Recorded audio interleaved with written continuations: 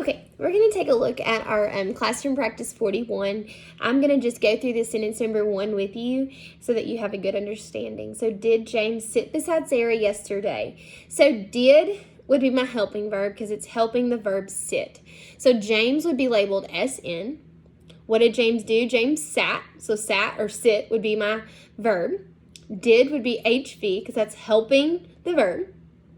And then beside would give me direction. So beside would be a preposition. Beside who would be Sarah. So Sarah would be OP. And then yesterday would describe when James sat. So that would describe the verb. So that would be ADV. Yesterday would be ADV. Well, my sentence has a question mark. So it's going to be INT. Let's take a look at number 2 also, just because it's got 2 different prepositional phrases and some other things in there. So it says 2 large trees fell close to our house during the storm. So who or what is my sentence about? It would be trees, so that would be SN. What did the trees do? The trees fell, so that would be a V. Now, what kind of trees? Large. So large would be ADJ because that describes the tree. And then 2 would be ADJ because that would describe how many trees. Good. Okay, so fell where? Fell close to our house. So close would be ADV. And, okay, so to our house would be a prepositional phrase.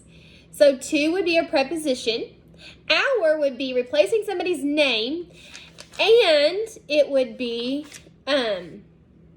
replacing somebody's name, and it shows ownership, our house. So that would be PP, and then house would be OP. And then you have another prepositional phrase, and that would be during the storm.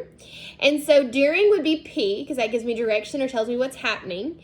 The would be A, and then during what storm? Storm would be labeled OP. And then there's an exclamation point at the end of the sentence. That would be an exclamatory sentence, so it gets an E. So good job. Okay, so get 1 and 2 labeled. You're going to do 3 on your own. Now we're going to take a look at exercise 2. We're going to do 2 of these together. So John found a dime on the playground. Well, I have who or what, John, and I have what John did, John found. So I have my subject and my predicate, so that means it's a complete sentence. So I would label number 1 an S. Okay, wore her new dress to the party. Well, we know what the girl's doing, but we don't know who the girl is. So we have our predicate, but we do not have our subject. So that would be an F. You're going to do number 3 on your own. Okay? Let's look at exercise 3. It says, write the number in the blank to match the subject part and the predicate part. So the animal book. The animal book made ham sandwiches for lunch. The animal book stops in front of my house. Or the animal book has lots of pictures. You should have put a number 1 by has lots of pictures, because the animal book has lots of pictures. So you're going to do 2 and 3 on your own. All right, let's take a look at number 1. It says, add a subject to this fragment. So it says, climb down the ladder. You would just have to tell me who climbed down the ladder. So I could say that Mrs. Spore climbed down the ladder, and that would be a complete sentence. Okay, so that gives, because it already has our predicate, so we just need to add a subject. So Mrs. Spore climbed down the ladder. Number 2, a tall lady. Well, you're going to tell me what a tall lady did. Okay, so you just decide anything that a tall lady did. Okay, make sure you have capital letters and periods to make a complete sentence.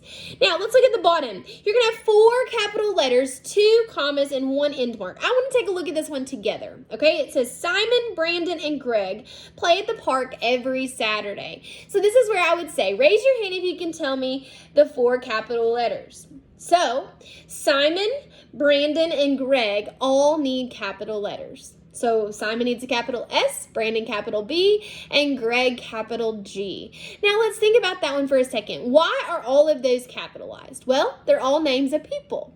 But Simon has a double meaning. So why else would Simon need to be capitalized? And you should have answered that Simon is the first word of a sentence. So it's capitalized. Beautiful job.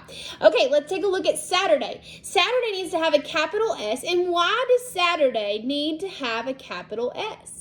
Well, it's a day of the week, so it needs a capital S.